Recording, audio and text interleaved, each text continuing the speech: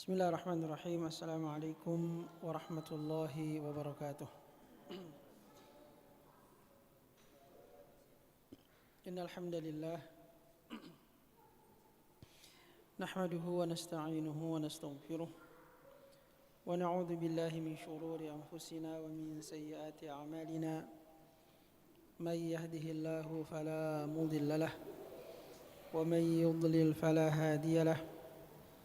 وأشهد أن لا إله إلا الله وحده لا شريك له وأشهد أن محمدا عبده ورسوله اللهم صل وسلم وبارك على نبينا وحبيبنا المصطفى محمد وعلى آله وأصحابه ومن تبعهم بإحسان إلى يوم الدين أما بعد.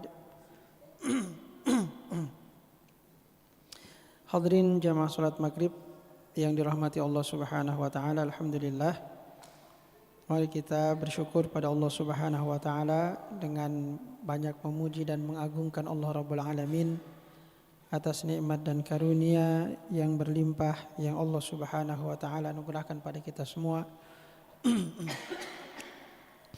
Utamanya nikmat iman dan Islam yang merupakan nikmat yang paling besar, nikmat yang paling agung yang Allah Subhanahu wa taala anugerahkan pada seorang hambanya. Kemudian mari kita bersolawat, bersalam pada Nabi kita, junjungan kita, manusia mulia, manusia yang paling kita cintai, suri tauladan bagi kita dalam kehidupan, Rasulullah Muhammad sallallahu alaihi wasallam. Demikian pula pada keluarga beliau dan sahabat-sahabat beliau radhiyallahu taala anhum ajma'in. Hadirin jamaah salat maghrib yang dirahmati Allah Subhanahu wa taala, kita lanjutkan kajian kita dari Kitab Tauhid karya Syekh Muhammad bin Abdul Wahhab rahmatullahi alaihi, yang mana pada malam hari ini kita masuk pada bab yang baru, babu ma jaa fi munkiri al-qadar. Bab tentang dalil-dalil yang menyebutkan tentang orang-orang yang mengingkari takdir. Wa qala Ibnu Umar, berkata Abdullah bin Umar radhiyallahu taala anhuma, walladhi nafsu Ibnu Umar biyadihi, demi yang jiwa Abdullah bin Umar berada di tangannya, yaitu demi Allah Subhanahu wa taala.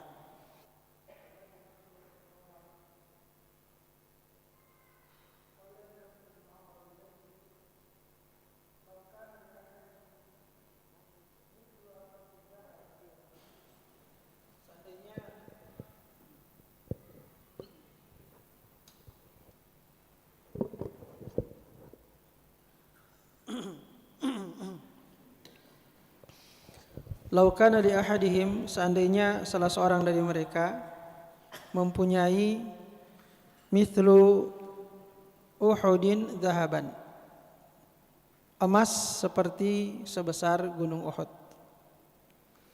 Thumma anfaqahu fi sabilillah, kemudian dia meninfakkannya, mengeluarkannya di jalan Allah Subhanahu wa taala, ma qabilahu Allahu minhu, maka Allah tidak akan menerima sedekahnya itu, infaknya itu, hatta yu'mina bil qadari, sampai dia beriman dengan takdir. Thumma istadalla liqaulin Nabi sallallahu alaihi wasallam, kemudian beliau menyebutkan dalilnya mengapa beliau mengatakan hal tersebut, yaitu dari sabda Nabi sallallahu alaihi wasallam, al-imanu an tu'mina billahi wa malaikatihi wa kutubihi wa rusulihi wal yawmil akhiri wa tu'mina bil qadari khairihi wa syarrihi, rawahu Muslim. Yaitu sabda Nabi yang berbunyi, iman itu adalah engkau beriman kepada Allah dan beriman kepada para malaikatnya, beriman kepada kitab-kitabnya, beriman kepada rasul-rasulnya, dan beriman kepada hari akhir, serta beriman kepada takdir. yang baik dan yang buruk. Hadis riwayat Imam Muslim. Baik, bab ini adalah bab yang beliau namakan Babu Majaa fi Munkiri Al-Qadar. Bab tentang keterangan-keterangan atau dalil-dalil atau athar-athar yang berbicara tentang orang-orang yang mengingkari takdir. Beriman kepada takdir adalah salah satu di antara rukun iman yang 6. Yang mana tidak sah keimanan seseorang kecuali dengan mengimani keenam rukun iman tersebut. Namanya rukun. Tidak boleh ada satupun yang tertinggal. Kalau kita melaksanakan sholat, ada rukun-rukun sholat. Jika salah satu dari rukun sholat tidak kita lakukan, maka sholat kita tidak sah. Maka iman juga memiliki rukun-rukunnya. Jika ada salah satu di antara rukun-rukun iman yang 6 itu yang tidak kita imani, maka keimanan kita tidak sah. Karena itu tadi Abdullah bin Umar radhiyallahu anhu, sahabat Nabi yang mulia ini, mengatakan seandainya orang itu memiliki emas sebesar gunung Uhud yang dia sedekahkan di jalan Allah, Allah tidak akan menerima amalnya tersebut sampai dia beriman kepada takdir. Artinya dia tidak dianggap sebagai orang Islam. Amalnya tertolak. Karena orang-orang yang kafir, amal-amalnya ditolak oleh Allah Subhanahu wa taala. Baik. Jadi bab ini adalah babu majaa fi munkiril qadar. Bab tentang orang-orang yang mengingkari takdir Allah Subhanahu wa taala. Ini dimasukkan dalam kitab tauhid. Karena tauhid itu kita tahu ada tauhidul rububiyah, tauhidul uluhiyah dan tauhidul asma wa sifat. Beriman kepada takdir adalah bagian daripada tauhid ar-rububiyah. Bagian dari tauhid ar-rububiyah. Tauhid ar-rububiyah adalah mengagungkan Allah, mengesahkan Allah, menunggalkan Allah dalam perbuatan-perbuatannya yang merupakan tanda-tanda kekuasaan dan kebesarannya. Itu adalah tauhid ar-rububiyah. Kalau tauhidul uluhiyah, kita beriman kepada Allah, mentauhidkan Allah, menunggalkan Allah dalam peribadatan. Semua ibadah kita hanya kita tujukan kepada Allah Subhanahu wa taala, itu adalah tauhidul uluhiyah. Kalau tauhidul rububiyah terkait dengan keyakinan kita bahwa Allah Maha Pencipta, Pemilik, Penguasa, Pengatur, yang menghidupkan, yang mematikan, yang mencukupkan semua kebutuhan hamba-hambanya. Semua yang terkait dengan perbuatan-perbuatan Allah Subhanahu wa taala yang kita yakini bahwasanya Allah tidak ada yang sama dengannya dalam perbuatan tersebut, itu adalah akidah tauhid ar-rububiyah. Karena itu di antara kekuasaan Allah Subhanahu wa taala bahwa Allah telah mentakdirkan segala sesuatu. Tidak ada kejadian di alam semesta yang seluruhnya merupakan ciptaan Allah Subhanahu wa taala yang tidak terjadi berdasarkan ketetapan Allah Subhanahu wa taala. Semuanya sudah Allah Subhanahu wa taala tetapkan.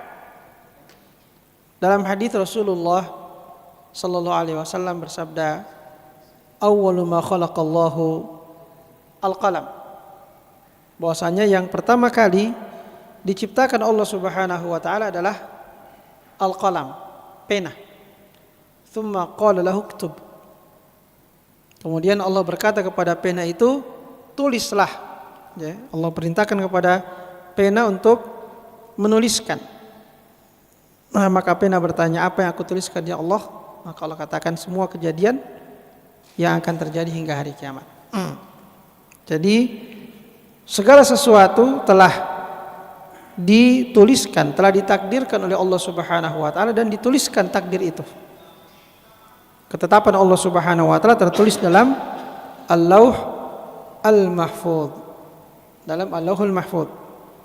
Tidak ada satu kejadian pun, bahkan sampai daun-daun yang berguguran dari pohon, melainkan telah dicatatkan, ditetapkan, dan ada ketetapannya, dicatatkan, dituliskan dalam Al-Lauh Al-Mahfuz. Dan itu wajib menjadi keyakinan kita. Karena itu dalam hadis Nabi mengatakan, anna ma asabaka lam yakun liyukhti'ak wa ma akhta'aka lam yakun liyusibak. Rufi'atil aqlam wa jaffatis suhuf. Bahwasanya apa yang akan menimpa engkau tidak akan mungkin meleset. Ya, apa yang sudah ditetapkan, sesuatu yang akan terjadi pada kita itu tidak akan mungkin meleset. Pasti akan terjadi pada kita. Apa yang Allah tetapkan akan kita lakukan, pasti akan kita lakukan. Tidak akan meleset. Apa yang Allah tetapkan akan terjadi pada diri kita, pasti akan terjadi pada diri kita. Tidak akan meleset. Ma asabaka lam yakun liyukhti'ak. Demikian pula sebaliknya, wa ma akhta'aka lam yakun liyusibaka. Apa yang sudah ditakdirkan Allah tidak akan mengenai engkau, maka dia pasti akan meleset. Pasti tidak kena. Meskipun dia sudah menyerempet kita. Ya, kalau ditakdirkan tidak kena, maka tidak akan kena. Ditakdirkan tidak terjadi, maka tidak akan terjadi. Itu kadang-kadang kita meyakini sesuatu pasti akan kita kerjakan, tiba-tiba ada halangan yang menyebabkan kita tidak jadi mengerjakannya. Karena sudah ditakdirkan oleh Allah Subhanahu wa taala bahwa kita tidak akan melakukannya. Maka segala sesuatu telah ditetapkan, telah ditakdirkan oleh Allah Subhanahu wa taala, dan itu adalah merupakan akidah kita, keyakinan kita akan rububiyah Allah Subhanahu wa taala. Kata para ulama, jika kemudian ada kejadian di alam semesta ini yang terjadi di luar ketetapan Allah, berarti Allah tidak maha kuasa. Ya, berarti dia tidak ala kulli syai'in qadir. Sementara Allah itu di antara sifatnya huwa ala kulli syai'in qadir. Allah maha berkuasa atas segala sesuatu.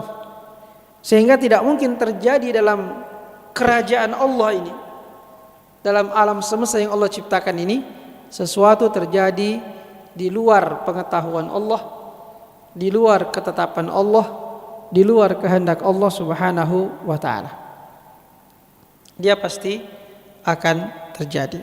Karena itulah salah satu di antara rukun keimanan kita adalah beriman kepada takdir. Dan takdir itu ada yang baik, ada yang buruk dalam pandangan kita.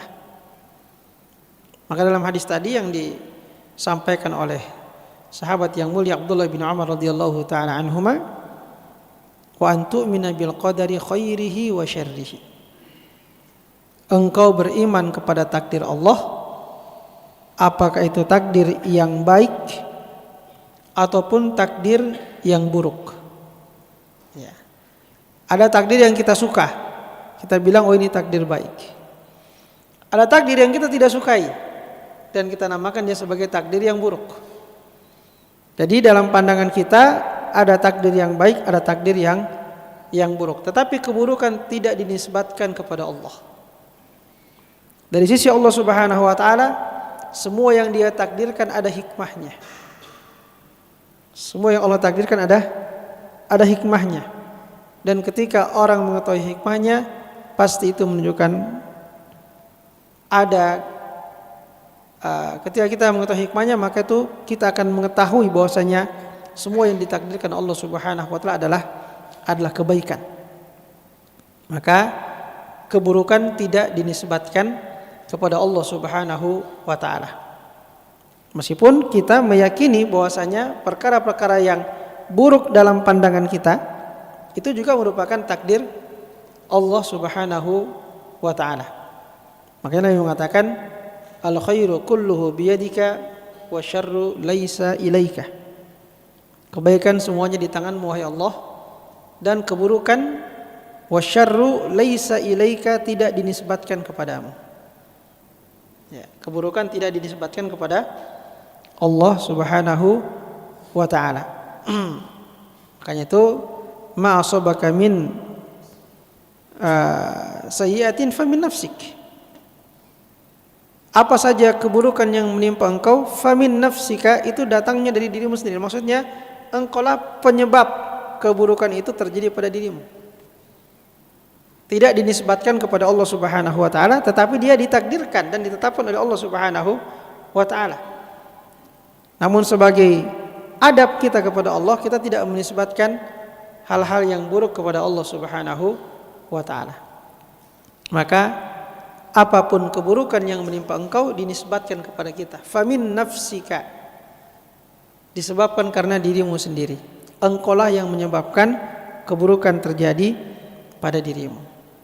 Karena itu di hari kiamat manusia akan dimintai pertanggungjawaban tentang semua perbuatannya. Dan manusia tidak bisa berdalih dengan takdir bahwa kalau Allah menghendaki saya akan jadi orang soleh. Tidak bisa manusia berdalih dengan takdir. Karena ketika dia menjadi orang soleh, dia menjadi soleh karena dia mau melakukan kesolehan. Dan ketika dia menjadi orang yang kafir atau ahli maksiat, dia juga melakukan kafiran karena pilihannya. Tidak ada yang paksa dia untuk menjadi orang kafir. Ketika dia berbuat maksiat karena pilihannya. Dia yang mau berbuat maksiat. Tidak ada yang memaksa dia untuk bermaksiat. Maka Allah Subhanahu wa taala akan menghukum manusia dengan semua perbuatan-perbuatan buruk yang mereka lakukan, karena mereka tidak dipaksa untuk melakukan keburukan itu.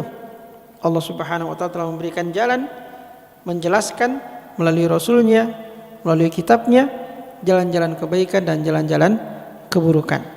Dan manusia punya pilihan. Faman syaa'a falyu'min wa man syaa'a falyakfur.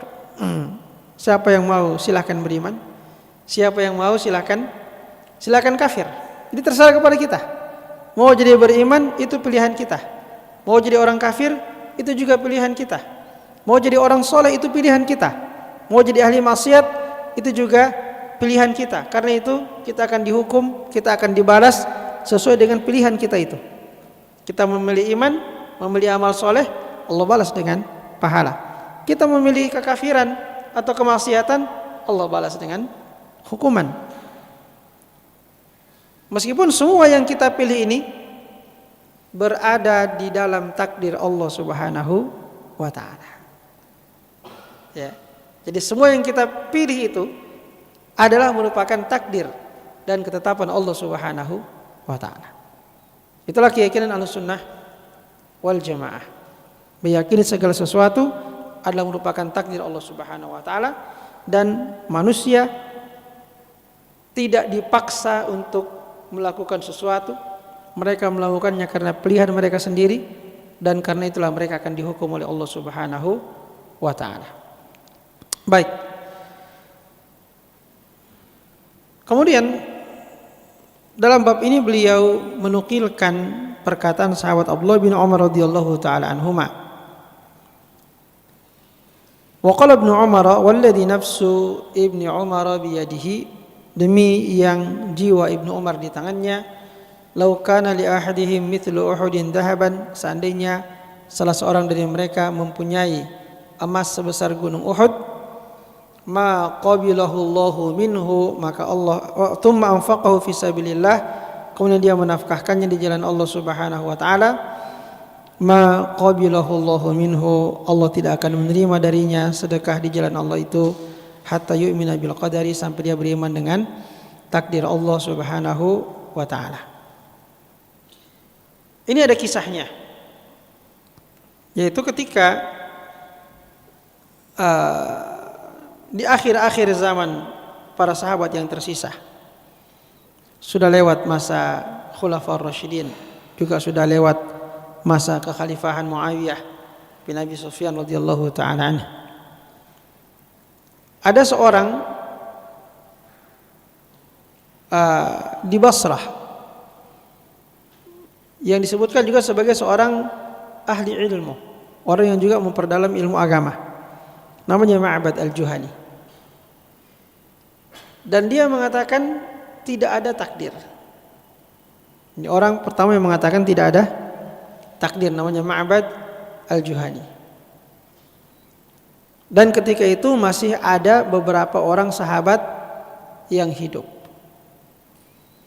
Maka ada beberapa orang dari Basrah yang bernama Yahya bin Umar dan Humaid bin Abdurrahman al-Himyari. Mereka berniat melaksanakan haji atau umrah. Dan mereka berkata, kalau kita sudah tiba nanti di Mekah atau di Madinah, maka sahabat pertama, orang pertama dari kalangan sahabat yang kita temui akan kita tanyakan kepadanya masalah ini. Maka berangkatlah mereka melaksanakan haji atau umrah itu, dan ternyata di Mekah mereka bertemu dengan Abdullah bin Umar radhiyallahu taala anhuma. Maka begitu keduanya bertemu dengan sahabat yang mulia ini, mereka langsung mendatangi Abdullah bin Umar dan menyampaikan kepada Abdullah bin Umar bahwasanya di negeri kami di Basrah itu di Irak sekarang, ada orang yang juga memperdalam ilmu agama, tapi dia mengatakan tidak ada takdir. Bagaimana pendapat Anda? Anda ini sahabat Nabi sallallahu alaihi wasallam. Maka ketika itu Ibnu Umar mengatakan, sampaikan kepadanya bahwasanya Abdullah bin Umar bari'um minhuma. Ibnu Umar berlepas diri dari keduanya. Sampaikan pada orang tersebut bahwasanya Ibnu Umar berlepas diri darinya, dan dia pun juga berlepas diri dari Ibnu Umar. Maka disebutkanlah perkataan tadi, walladzi nafsu Abdullah bin Umar biyadihi law kana li ahadihim mithlu uhudin dhahaban thumma anfaqahu fi sabilillah ma qabilahu Allahu minhu hatta yu'mina bil qadar. Demi yang jiwa Ibnu Umar berada di tangannya, seandainya salah seorang dari mereka yang mengatakan perkataan-perkataan seperti ini bahwasanya tidak ada takdir, mereka punya emas sebesar gunung Uhud yang diinfakkan di jalan Allah, maka Allah tidak akan menerimanya sampai mereka beriman kepada takdir. Di sini sahabat Abdullah bin Umar menyebutkan amal yang sangat besar, yaitu berinfak di jalan Allah. Ya. Berinfak itu adalah ibadah yang manfaatnya dirasakan oleh orang lain. Jadi dia ibadah yang naf'uhu muta'addi istilahnya. Manfaatnya dirasakan oleh orang lain. Dan itu lebih besar daripada ibadah yang manfaatnya hanya kita rasakan sendiri. Kalau kita sholat, ya manfaatnya hanya untuk kita. Tapi kalau kita bersedekah, manfaatnya untuk kita, karena kita berkorban dengan mengeluarkan harta, dan manfaatnya juga untuk orang lain yang kita berikan sedekah kita atau nafkah kita kepadanya. Maka di sini beliau memilih contoh amal yang sangat besar pahalanya, yaitu bersedekah, yang bermanfaat untuk diri sendiri dan bermanfaat untuk orang lain. Mengeluarkan harta di jalan Allah itu dikatakan dalam Al-Quran, mathalu ma yunfiquna fi sabilillahi kamathali habbatin ambatat sab'a sanabila fi kulli sumbulatin mi'atu habbah. Perumpamaan orang yang menafkahkan hartanya di jalan Allah seperti benih, ya, yang tumbuh melahirkan 7 ranting, yang pada setiap rantingnya ada 100 bulir, ya, maka itulah dia nilai daripada sedekah yang dikeluarkan di jalan Allah Subhanahu wa taala, 700 kali lipat. Wallahu yudha'ifu liman yasha, dan Allah masih melipat gandakan bagi siapa yang Dia kehendaki. Jadi berinfak itu adalah amalan yang sangat besar pahalanya. Yang kedua, berinfaknya fisabilillah. Dan biasanya fisabilillah maknanya adalah dalam berjihad di jalan Allah Subhanahu wa taala. Ya, di antara bentuk-bentuk sedekah yang paling utama adalah sedekah untuk kepentingan berjihad di jalan Allah Subhanahu wa taala. Karena nafkah untuk jihad sudah bermanfaat untuk orang yang mau berjihad. Ya. Orang yang mau berjihad dia kan tidak punya, kalau dia tidak punya biaya, maka dia bisa mendapatkan bantuan dari zakat. Maka infak yang dikeluarkan di jalan Allah dalam jihad fisabilillah bermanfaat bagi orang yang mau pergi berjihad. Dia butuh biaya untuk pergi berjihad, dan dia butuh biaya yang ditinggalkan untuk keluarganya. Ya. Jadi kalau kita berinfak, bersedekah pada orang miskin biasa yang tidak pergi berjihad, ini sangat baik. Karena bermanfaat untuk dia dan keluarganya. Ya. Tapi kalau kita berinfak untuk orang yang pergi berjihad, itu lebih tinggi lagi. Karena bermanfaat untuk diri dan keluarganya, ditambah lagi bermanfaat untuk perjuangan agama Allah Subhanahu wa taala. Karena itu sedekah di jalan Allah itu dikatakan fisabilillah, itu sedekah yang paling tinggi. Sedekah yang paling tinggi, tidak hanya bermanfaat bagi manusia, tapi juga bermanfaat bagi agama Allah Subhanahu wa taala. Jadi kalau kita sedekah pada orang miskin biasa, bermanfaat bagi manusia. Tapi jika disedekahkan pada orang yang mau berjihad dan dia tidak punya biaya, maka bermanfaat bagi dirinya, bagi keluarganya, dan bagi agama Allah Subhanahu wa taala. Jadi di sini beliau mengangkat contoh amal yang sangat besar pahalanya. Ya, amal yang sangat besar pahalanya itu berinfak di jalan Allah Subhanahu wa taala. Kemudian yang diinfakkan juga tidak tanggung-tanggung. Ya. Kalau kita berinfak di jalan Allah hanya dengan katakanlah 1 liter beras saja, itu sudah sangat berharga. 1 liter beras itu dipakai mujahid yang berjihad di jalan Allah Subhanahu wa taala. Itu sudah sangat besar pahalanya, apalagi sampai emas sebesar gunung Uhud. Waktu perang Tabuk, Utsman bin Affan menyumbangkan 300 ekor unta dengan perbekalannya untuk berjihad di jalan Allah Subhanahu wa taala. Ketika itu Nabi mengatakan kepada Utsman, "Ma dharra Utsmana ma fa'alahu ba'dal yaum." Tidak akan memudaratkan Utsman apa yang dia lakukan setelah hari ini. Maksudnya saking besarnya pahalanya itu beliau, saking besarnya pahala beliau menyumbangkan 300 ekor unta lengkap dengan perlengkapannya untuk berjihad dalam perang Tabuk, yang mana perang Tabuk itu jihad yang paling berat, yang dikatakan sebagai Jaisul Usrah, Jaish al-Usrah, tentara yang menghadapi kesulitan, pasukan yang menghadapi kesulitan yang besar. Dia di puncak musim panas, jaraknya sangat jauh dari Madinah. Ya. Kemudian ketika itu kaum muslimin kekurangan kendaraan, sehingga satu unta dinaiki 3 orang secara bergantian. Kekurangan bahan makanan. Jadi pokoknya perang yang sangat sulit, yang sangat berat. Maka nilai sumbangan Utsman yang 300 ekor unta lengkap dengan perbekalannya, kemudian beliau tambah lagi dengan uang, kalau saya tidak salah sekitar 1000 dinar beliau sumbangkan juga uangnya. Itu di saat yang memang sangat-sangat dibutuhkan. Sampai Nabi mengatakan, "Ma dharra Utsmana ma fa'alahu ba'dal yaum," atau kama qala sallallahu alaihi wasallam. Tidak akan memudaratkan Utsman bin Affan apa yang beliau lakukan setelah hari ini. Jadi mirip seperti ahli Badar yang Nabi katakan, "La'allallaha ittala 'ala qulubi ahli Badrin faqala fa'alu ma syi'tum fa inni qad ghafartu lakum." Boleh jadi Allah sudah melihat ke dalam hati semua sahabat yang ikut perang Badar. Allah sudah tahu hatinya, dalam hatinya ada keikhlasan yang luar biasa, ada keimanan yang sangat kuat, ada tauhid yang sangat bersih, ada ketundukan kepada Allah yang sangat murni karena mereka berperang tanpa persiapan. Perang Badar itu kan tidak mau berperang, mau mencegat kafilah dagang. Tiba-tiba disuruh berperang dan mereka semua siap. Jadi Allah melihat hati mereka sangat bersih ini para sahabat yang ikut perang Badar. Allah tahu hati mereka. Begitu kuatnya imannya, begitu ikhlasnya mereka, begitu tunduknya kepada Allah Subhanahu wa taala, ya. Begitu bersihnya hati mereka dari kesyirikan sehingga Allah mengatakan if'alu ma syi'tum fa inni qad ghafartu lakum.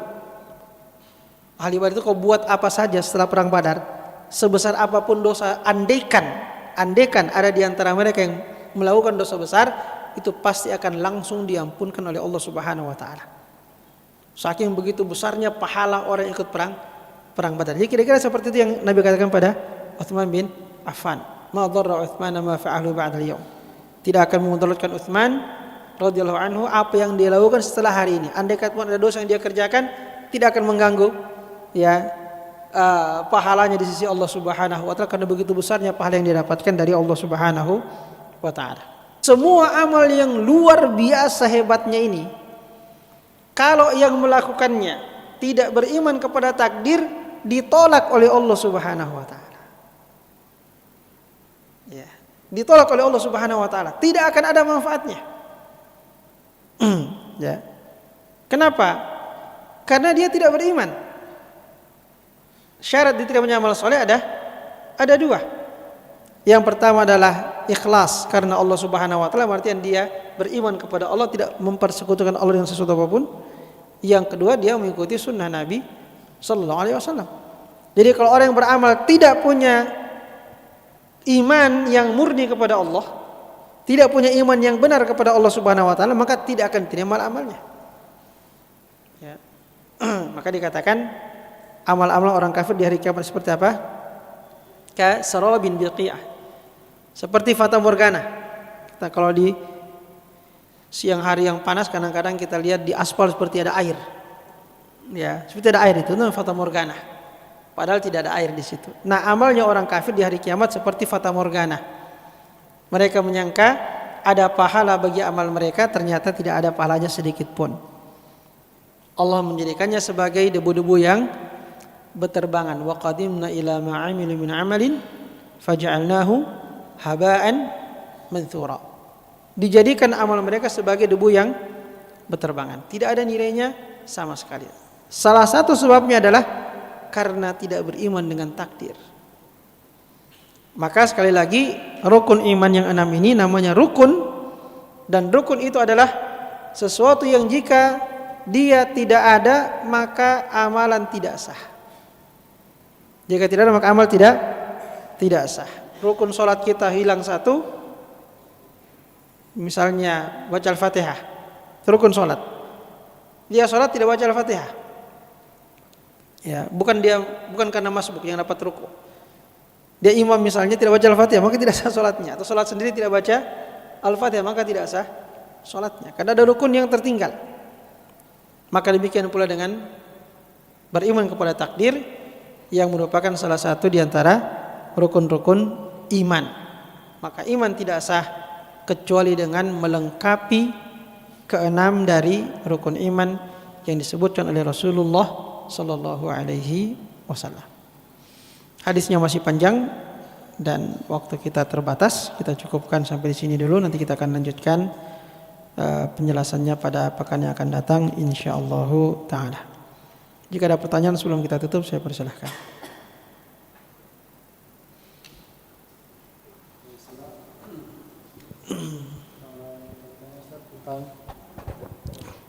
Tentang takdir yang buruk. Kalau maksudnya manusia kan sebelum diciptakan dia telah ditetapkan takdirnya, takdir baik. Maksudnya sebelum dia diciptakan di permukaan bumi ini ditiupkan ada itu apa namanya yang dari manusia diciptakan dari air mani sampai tentang takdir yang buruk, Ustaz. Apakah takdir yang buruk itu bisa kita ubah gitu maksudnya sehingga ia terjadi kepada kita, karena khawatirnya kan maksudnya pasti akan terjadi karena sudah menjadi ketetapan dari Allah Subhanahu wa taala. Mungkin saya Ustaz. Syukran jazakallahu khairan. Ya. Takdir Allah Subhanahu wa taala akan terjadi. Ya, apa yang tertulis di Allahul Mahfuz tidak akan pernah berubah. Ya, yang tertulis di Lauhul Mahfuz tidak akan pernah berubah. Dia akan terjadi sesuai yang ditetapkan oleh Allah Subhanahu wa taala. Tetapi manusia tidak mengetahui takdirnya. Karena itu kita disuruh berusaha dan berdoa.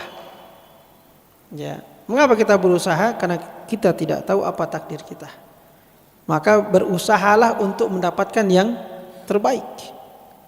Kemudian berdoalah kepada Allah Subhanahu wa taala karena kita juga tidak tahu apakah kita punya bagian di situ atau tidak punya bagian. Apakah kita akan jadi orang beriman atau akan jadi orang kafir nantinya, naudzubillahi min dzalik.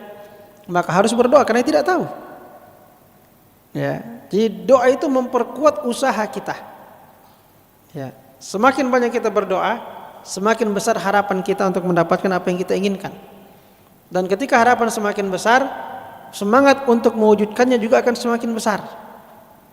Maka kita diperintahkan berusaha dan berdoa. Mau masuk surga, berusaha dan berdoa. Terhindar dari neraka, berusaha dan berdoa. Mau dapat rezeki, berusaha dan berdoa. Ya.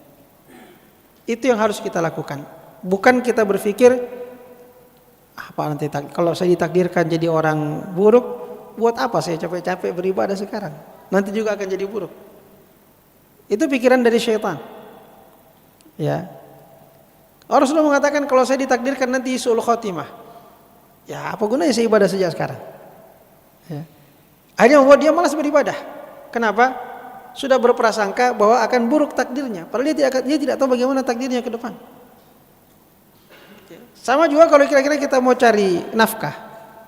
Kita bilang, jangan-jangan takdirnya nanti saya tidak dapat apa-apa. Nggak usah bisa kerja dari awal. Daripada saya capek-capek, ya kan? Iya.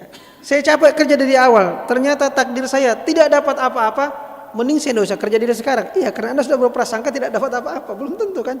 Mungkin Anda dapat besar daripada apa yang Anda usahakan. Karena itu berusaha bekerja. Berusaha mendapatkan yang terbaik disertai dengan berdoa kepada Allah Subhanahu wa taala.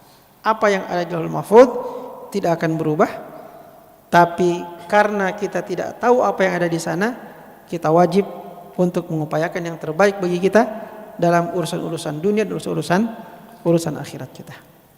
Wallahu taala. Ada yang lain? Ya, tafadhal.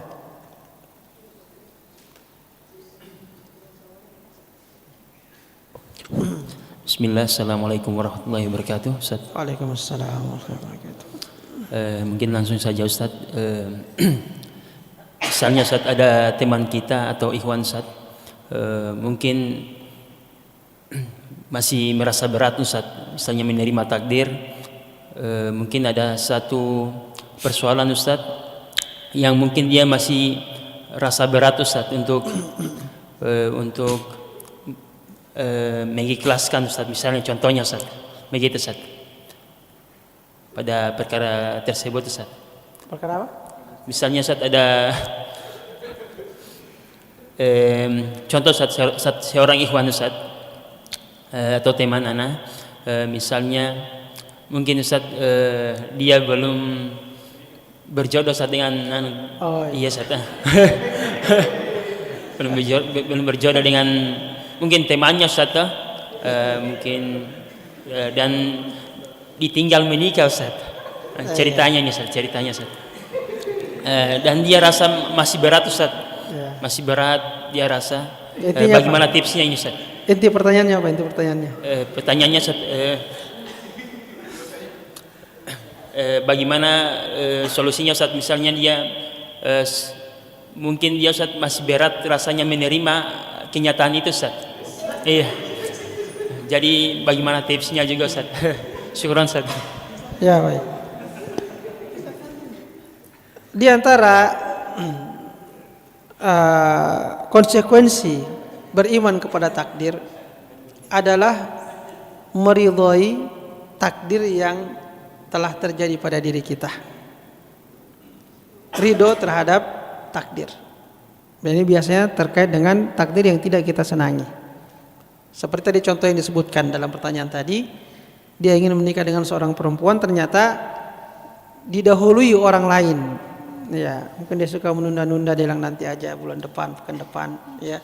Atau pekerjaan masih belum terlalu bagus ini misalnya ya. Akhirnya dilumba sama temannya juga. Ya, jadi dia sakit hati gitu, atau dia masih berat menerima takdir Allah. Ya, seharusnya sebagai seorang mukmin dia harus menerima takdir Allah dengan penuh kelapangan dada, bahwa ternyata memang saya tidak berjodoh dengan dia. Itu yang pertama. Yang kedua, bagi seorang mukmin yang penting adalah kita mencari perempuan yang solihah. Dan perempuan soleh tidak cuma satu orang, iya kan? Apalagi tadi itu kan kisahnya belum tentu soleha kan? Apalagi kalau dia tidak soleha, ya udah biarkan saja ya, dia tidak soleha. Tapi misalnya katakanlah dia perempuan soleha, dia sudah bertekad akan melamar, ini ada seorang perempuan yang solehah melaksanakan sunnah Nabi. Ternyata dilumba sama orang lain sebelum dia melamar. Ya, ada yang lebih dahulu melamar dan ternyata jadi pernikahannya. Maka tidak usah bersedih hati, karena perempuan soleh juga tidak cuma satu. Itu tadi.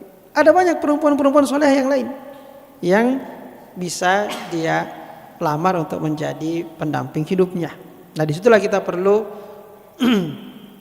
selalu menjadikan firman Allah Subhanahu wa taala sebagai hiburan untuk kita, wa asa an takrahu syai'an wa huwa khairul lakum.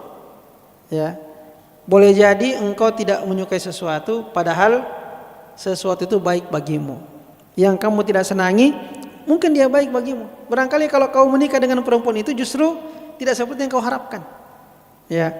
Mungkin ada sifat-sifat dasar yang tidak bisa ketemu, ya, sehingga sering terjadi percekcokan. Mungkin saja, siapa yang tahu, ya kan?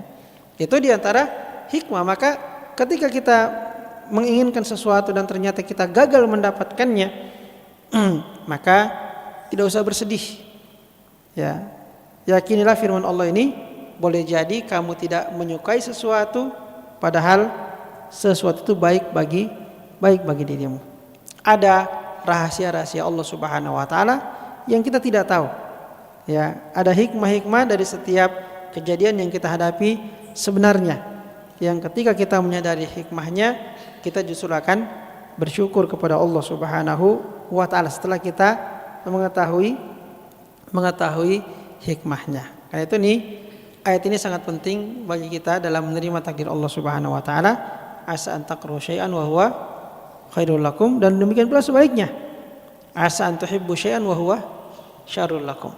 Boleh jadi kau menyukai sesuatu padahal sesuatu itu buruk bagimu andaikan engkau mendapatkannya. Maka ketika engkau tidak mendapatkannya, disitulah kebaikan bagi dirimu. Ini dia prasangka baik kepada Allah Subhanahu wa taala. Sudah pernah kita bahas di sini tentang berprasangka baik kepada Allah Subhanahu wa taala. Allah mengatakan dalam hadis qudsi, ana inda dhanni 'abdi bi. Aku ini sesuai dengan persangkaan hambaku kepadaku. Jadi kalau kasus yang ditanyakan tadi misalnya, dilumba saya sama teman yang lain ini, bersangka baiklah kepada Allah bahwa Allah sediakan untuk Anda yang lebih soleha daripada itu. Ya, mungkin tadi yang Anda kejar hanya mengumpulkan satu atau dua dari 4 sifat yang Nabi sebutkan. Barangkali nanti Allah siapkan bagi Anda yang ada 3 sifat terkumpul pada dirinya. Boleh jadi, ya.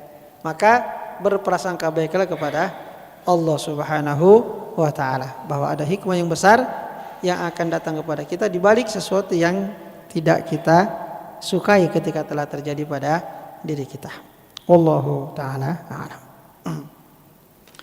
Masih ada satu terakhir ya.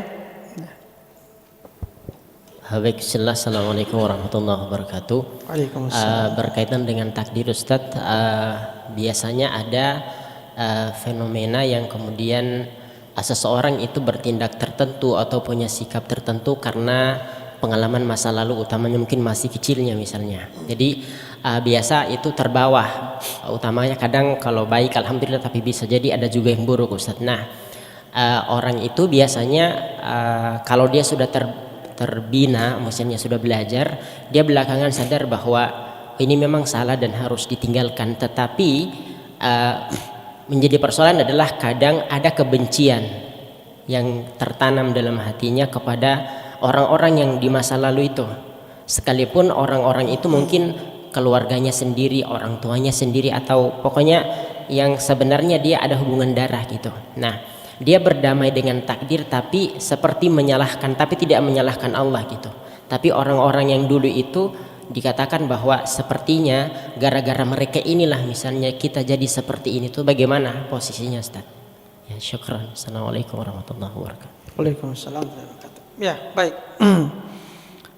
Di hari kiamat nanti orang-orang akan bertengkar tentang masalah itu. Ya, antum baca ayat tentang itu ya. Orang-orang yang mengatakan gara-gara kamu kita masuk neraka ini. Ya. Maka termasuk iblis kan, nanti iblis akan mengatakan, "Ya, saya kan cuma ajak kamu, siapa suruh kau mau ikut?" Kan gitu. Ya, iblis pun akan berlepas diri di hari kiamat nanti, baca dalam surah Ibrahim. Ya kan? Jadi demikian pula orang-orang yang saling menyesatkan. Ya, mereka akan saling menyalahkan, ya. Tapi yang menyesatkan orang dia bilang, "Ya, siapa suruh kamu ikut?" Ya kan? Jadi kita tidak ada alasan untuk menyalahkan orang ketika kita sebenarnya pernah ikut orang lain terjatuh dalam keburukan. Ya, maka ada seperti tadi ditanyakan, di masa lalu kita pernah gara-gara si fulan saya jadi sesat dulu. Ya, antar saya membenci mereka. Ya, tidak perlu. Kalau kita dulu tersesat itu karena kita mau disesatkan oleh mereka. Ya, karena kalau tidak mau tidak akan sesat kan gitu. Jadi salahkanlah pertama kali diri kita sendiri. Siapa suruh dulu mau ikut dengan mereka? Siapa suruh dulu mau ikut dengan teman-teman yang buruk? Ya salah Anda sendiri. Dia kan cuma ngajak. Dia tidak paksa Anda jadi orang jahat. Ya, dia cuma mengajak kita dan kita dengan senang hati mengikutinya. Maka yang paling harus kita salahkan diri kita sendiri. Kok saya dulu mau saja diajak ikut pergi minum-minum, diajak pergi judi, diajak pergi macam-macam. Kok saya mau?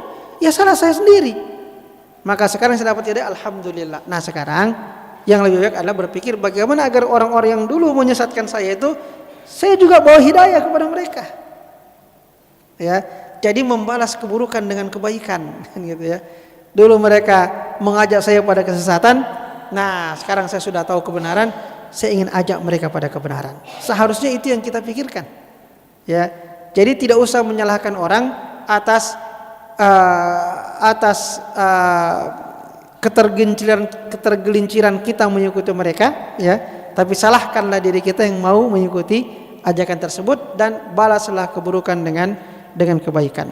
Kalau dulu mereka menyesatkan kita, maka sekarang kita harus membawa hidayah kepada mereka. La yahdiyallahu bika rajulan wahidan khairul laka min humri an-na'am. Andaikan mereka dapat hidayah gara-gara kita, itu lebih baik bagi kita daripada unta-unta yang berwarna merah. Saya kira cukup sampai di sini. Semoga bermanfaat. Subhanakallahumma wa bihamdik asyhadu an la ilaha illa anta wa astaghfiruka wa atubu ilaik. Wa sallallahu ala nabiyyina Muhammad wa ala alihi wa sahbihi wa sallam wa akhiru da'wana anil hamdulillahi rabbil alamin. Wassalamu alaikum warahmatullahi wabarakatuh.